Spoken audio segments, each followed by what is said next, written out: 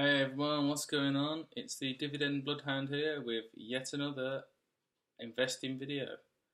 Today we're going to talk about the Freetrade app, which is really getting me excited about the potential for dividend investing. If you haven't heard of it, it is an app on your mobile phone that you can buy stock from the London Stock Exchange or the New York Stock Exchange very easily and for free. Yes, for free. No traders fees, no commission. You just put your order in, and the way they do it is they bring all the orders together at 4 o'clock every day UK time, and all the trades, sell or buy, go through then. If you want to buy something immediately at a set price, it does cost you £1 each trade. But that's very little if you're buying. That's a very small amount if you're buying thousands of pounds in stock. Now I'm not. I'm just putting a hypothetical out there.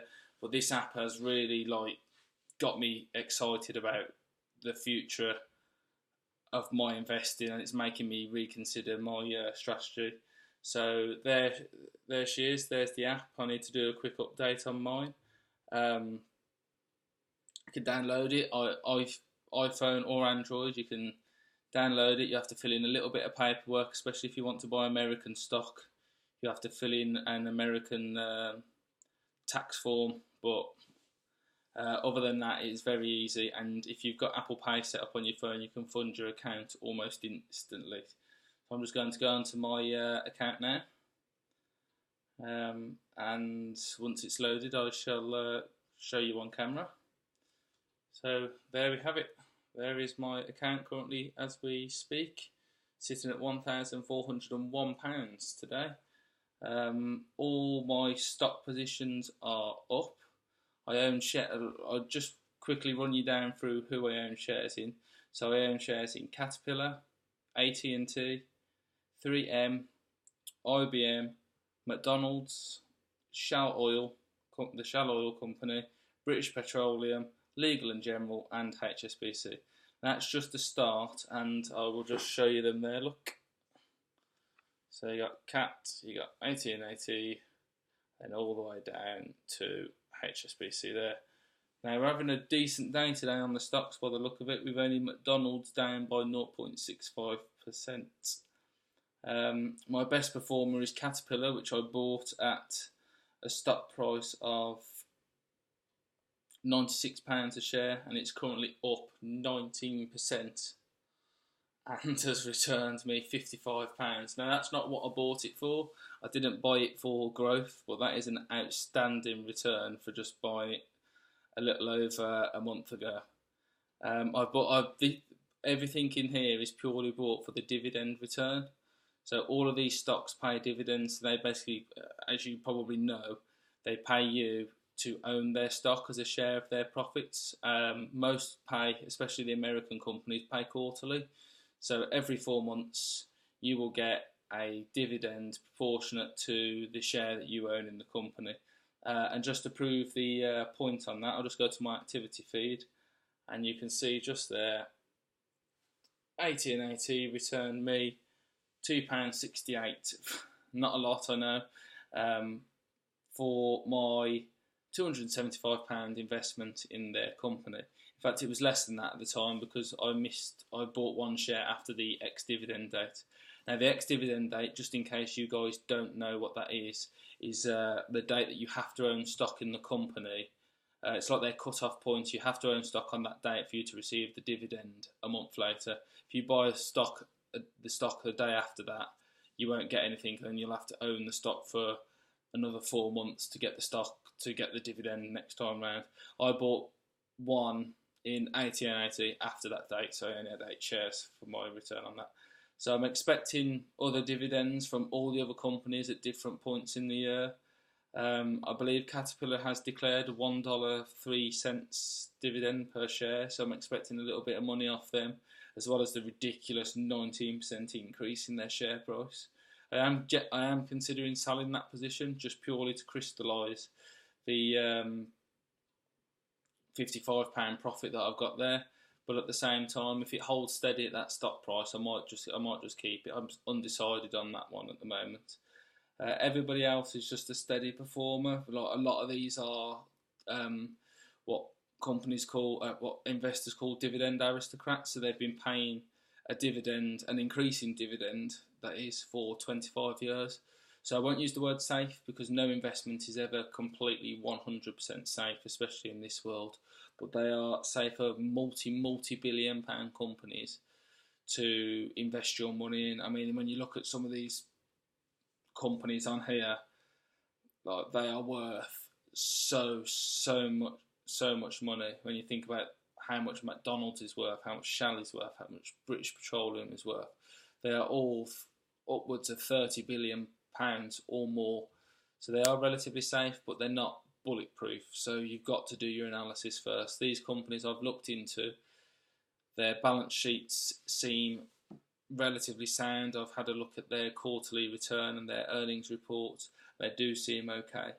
McDonald's fired its CEO recently, which knocked the share price a little bit, and so did they came down from about $220 a share down to a more realistic 180, 190, which is a good, in my opinion, is a good time to buy.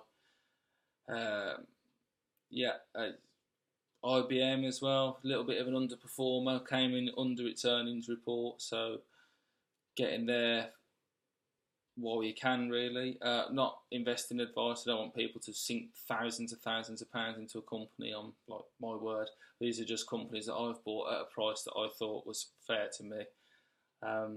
And the way I'm building my portfolio at the moment is just to put down, like, it's not like a conventional strategy.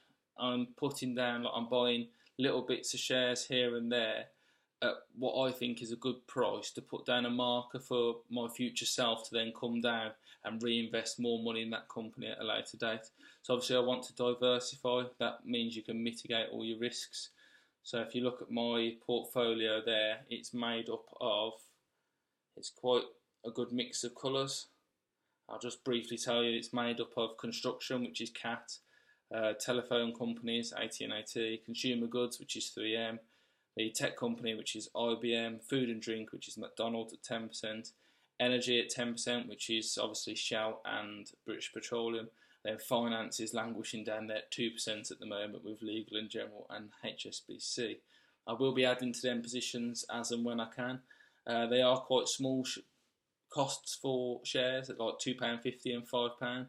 So whenever a dividend comes in, I can literally just buy one of them straight. As long as the price is pretty good, I'll just buy one of them straight away to get the money reinvested straight away. I'm funding the account each month with some of my paycheck money, essentially. I can't afford to just throw money in there all the time. I'm considering closing or moving or reducing some of my investments in my other accounts, as you guys will have seen in earlier videos, to perhaps fund this one a bit better, because this one suits my strategy a bit more, where I want to build like a proper, the others seem to be more of a growth prospect, whereas I'm trying to build an income off this, like, over time, and it will take a long time, like I'm talking years and years, maybe a decade or two, but to really get a solid return off this and just reinvest all the money. And then it's all for the future, just buy more shares. I don't want to touch the money in the account. That's what this dividend strategy is. It's all about building an income that you can eventually retire off. Now, to find shares, you can just go on to the Discover section, and you can see them all there, all stacked up.